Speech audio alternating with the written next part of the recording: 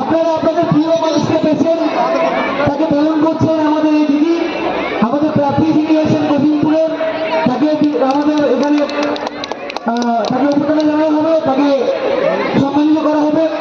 আমি বিচার কথাই বলবো আপনাদের মাধ্যমে।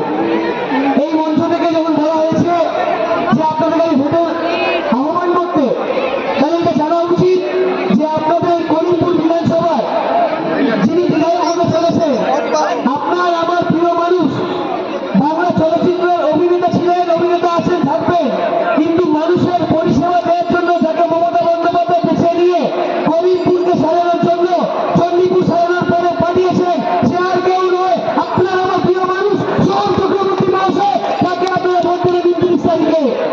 29 তারিখ ভোটটা দিনে এখন যাবেন। আমি কি করে 4টে পয়েন্ট বলে দিচ্ছি আপনাদের কাছে।